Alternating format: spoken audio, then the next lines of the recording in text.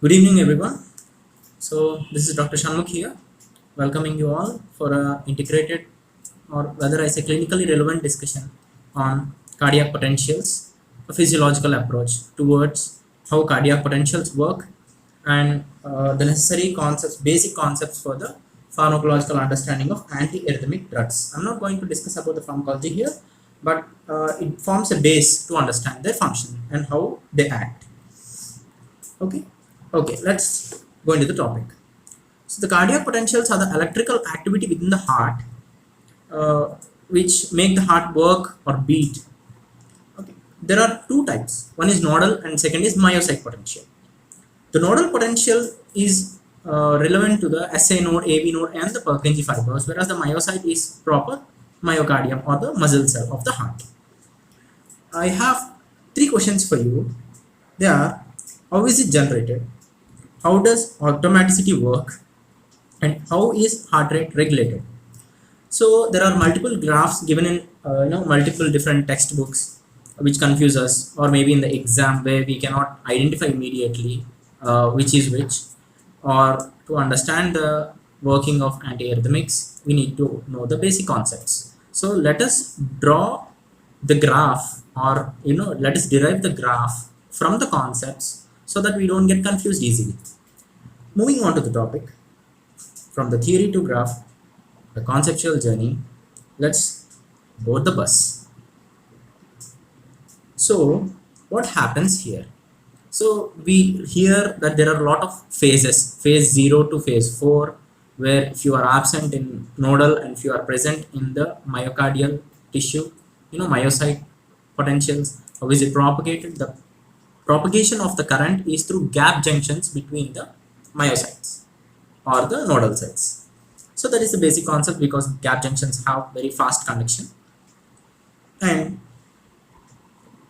moving further, we know that there is a requirement of certain ions to generate a potential.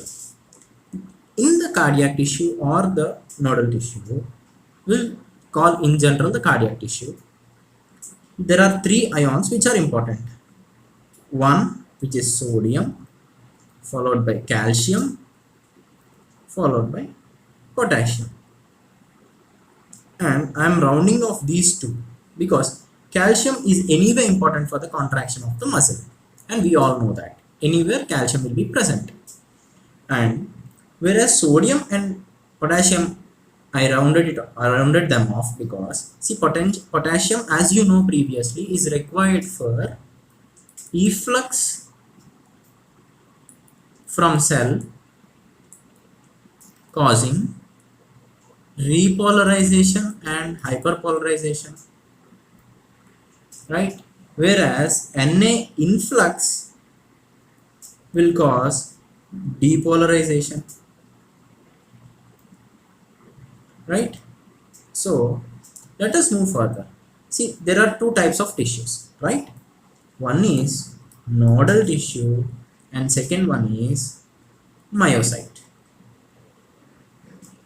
Myocyte and nodal tissue. Nodal tissue has a property of automaticity, right? And it has a fixed rate. Myocyte, on the contrary, it has the ability to function and contract well in responding to the nodal tissue impulses or stimulus. So what happens in the myocyte? Because myocyte is a simple tissue and it is almost a regular tissue, we will see what is happening in the myocyte first.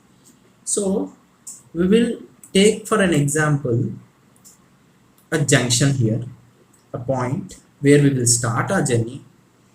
So a tissue is at repolarized state and it has to depolarize with surge. Okay, what ion do you think is helpful here? Usually sodium, right? It quickly goes inside the cell. As soon as the potassium goes out, it quickly goes inside the cell.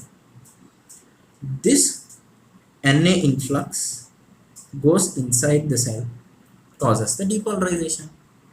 And what happens next immediately after the depolarization in the myocyte? There is a transient efflux of potassium. Let us use another pen, another color. Transient efflux of potassium, K plus efflux. Right? What this will cause? This will lead to, see, a little. The potential comes down a little, right? So this is transient potassium efflux. This is due to I is current, right? TO, ITO, channel ITO. That is, it causes transient outward movement of the potassium, ITO, channel of ITO, current, outward current of the potassium. And then what happens then? You need to maintain the heart in a state of contraction for few milliseconds, right? Isovolumetric contraction, it has to hold, because immediately, if it is done immediately, what happens? This fast relaxation may cause negative pressure, right? It has to hold and then it has to open regularly, the isovolumetric relaxation. Here it has to maintain the same potential with help of some ion which is responsible for the contraction. Which ion it is this time? It is responsible for contraction. See, this is depolarization. This line is for depolarization, right? So sudden surge of sodium will cause depolarization and contraction. Here the maintenance is taken care of by, it is none other than our beloved calcium, right? This beloved calcium, what it will do, it has two things. It either goes as influx or sodium calcium exchange, NCX, sodium calcium exchange. This calcium maintains the plateau, this causes the plateau, this maintains the contraction or the potential. Let us say potential here, not the contraction. So moving further, what happens? Now this has to take another step, right? So you cannot leave the heart in a contracted state or depolarized state. It has to repolarize. Now it repolarized and then came back to the normal state. Here what happens? This ion, which ion is responsible? Efflux, potassium ion. You got it? Then this potassium ion efflux will cause the repolarization. After repolarization, is it going back to normal and immediately repolarizing? No, it is maintaining some amount of time lag. This is due to recovering sodium calcium channels. So whenever there is a depolarized tissue, the channels are open, they'll take some time to come back to their normal state. This time is seen as the repolarized state and this time interval is maintained. And again what happens? A stimulus is coming from where this time? The nodal tissue, and stimulating again, and the graph repeats. So simple. We have learned the myocyte potentials, and then now let's move on to the nodal potentials and how its automaticity is gained and what are the phases we will discuss in both of them, both the phases. Okay, or let me tell you here about the phases also, so that you won't be confused again. So this sodium influx is phase 0, followed by potassium efflux is phase 1, calcium influx or exchange is phase 2, potassium efflux is phase 3, and the recovering phase is phase 4. Okay, you got it?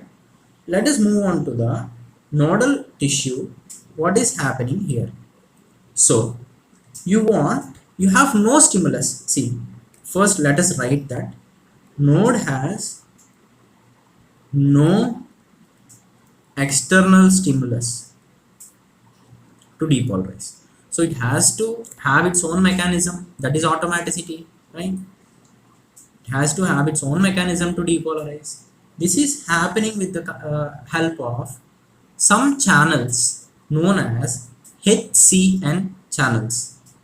They are nothing but hyperpolarization activated cyclic nucleotide dependent channels. Let us see. Automaticity is due to HCN channels. They are hyperpolarization dependent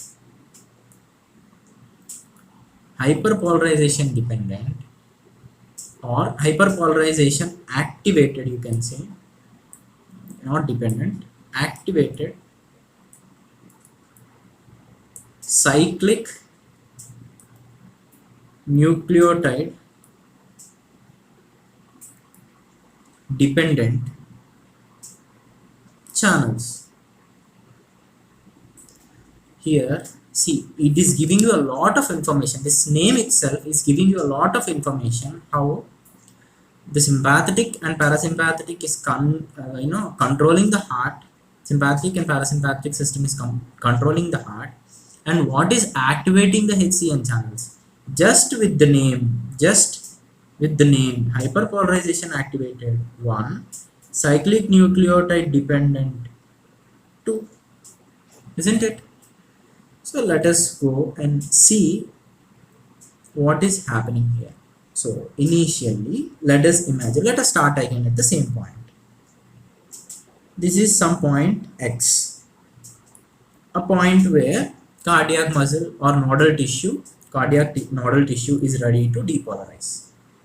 It is depolarizing slowly initially, and then it is shooting up, and then again it is coming down, repolarizing.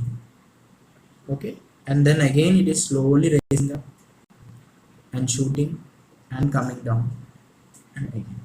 So I am drawing the graph here because you already know that what is happening and what is causing this graph. These graphs are interpreted based on the original function, but heart is not functioning according to the graph. Okay, graph is functioning according to the heart. Just remember.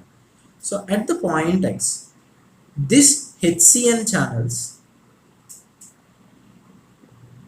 start activation. Let us say that this point is A, this is B, this is C. Okay, and again this repeats, this is A. At point A, what do you think is happening? So the muscle here is in a hyperpolarized state, isn't it? The nodal tissue is in a hyperpolarized state. So what happens here? There are these channels called HCN channels. They are activated. Funnily, they are activated in the hyperpolarized state. That is why the current through HCN channels is called funny current. Simple, IF, right? IF is funny current. This activation of HCN channels will cause both sodium influx and potassium efflux. What happens here? But sodium influx is dominating. So slowly the membrane potential rises. Slowly, see? Let's slowly it is rising. So what K plus is coming out, Na is going in. Okay, so more Na is going in, 1 potassium is going out. So slowly it is coming up from point A to point B. It has reached a threshold here. This is very important. This point is the threshold. B is the. What happened here? This point, from this point, the calcium channels take their position, and this calcium channels act and go, and the calcium influx occurs. Okay, this calcium influx will cause raise in the potential acutely, but not as acute as the myocyte. So it is having a little inclination here. You see this potential from B to C, as soon as the potential is reaching its peak, that is point C, as soon as the potential is reaching the peak, the point C, the channels like sodium, calcium channels are inactivated. The influx of ions is stopped at this point. Now the potassium efflux begins from point C to point A. This is repolarization. From here to this level, it is repolarization, and this is hyperpolarization. And hyperpolarization is activating the funny current again. So this cycle will repeat. So this cutoff point at C, is very important to keep the cycle maintained. So now let us move and know what are the phases that are present. So initially you are saying that Na influx, that is fast current. Remember, fast Na influx, we call it phase 0, right? And potassium efflux phase 1, calcium maintenance phase 2, potassium efflux again for maintained time causing repolarization is phase 3, and the recovering phase is phase 4. What is happening here? There is sodium influx, right? There is sodium influx and calcium influx. This is phase 0, right? This is phase 0, calcium influx. This sodium influx is causing the calcium influx, phase 0. And from here there is no ITO, no potassium efflux, transient potassium efflux. So there is no phase 1. There is no maintenance, no phase 2. What is there directly from here? Potassium efflux, that is phase 3. From here to here there is potassium efflux, and again there is, instead of recovery, there is slow activation. Okay, see, the channels have recovered very quickly, and there is a slow activation to reach the threshold. This is phase 4. So 1 and 2 are absent. 0, 3, 4 are the phases present in the nodal tissue. Got it? How hard is it to understand the concept here? Very easy, right? Now let us know what is happening inside the cell when the sympathetic and parasympathetic tissue is acting. Sympathetic and parasympathetic tissue is acting. It is told that the HCN channel name itself is saying that it is cyclic nucleotide dependent. That means some cyclic nucleotide is controlling the activation or inactivation based on its presence or absence. So sympathetic system is secreting, it is a fight, fright, flight response. It is secreting adrenaline. It acts on the heart. Beta 1 rich tissues are present in heart. So it is stimulating the beta adrenergic receptor in the heart. Okay. What is happening here? This is increasing the, it is a GPCR, right? Beta receptor is a GPCR, and this is increasing the cyclic AMP, which is in turn increasing the activation of HCN channels. Okay. Whereas in the PSNS, ACH is acting, which is acting on muscarinic type 2 receptors. This will decrease the cyclic AMP. This is all cellular physiology. It will decrease the cyclic AMP receptors, and this will decrease HCN, right? HCN expression or the activation. What is happening here? In this case, there is increasing heart rate, whereas in this case, there is decreasing heart rate. Simple. Vagal stimulation and sympathetic stimulation. So when you are looking at your crush, or when your crush is looking back at you, your heart beats faster, sympathetic, thank the HCM. But then you cannot just go directly meet and tell what do you feel. Not all the times, at least. So you'll tell yourself to control. Okay, Baba, let's take a deep breath, control, and then you're like something meditating, parasympathetic activating, and here the heart rate is decreasing.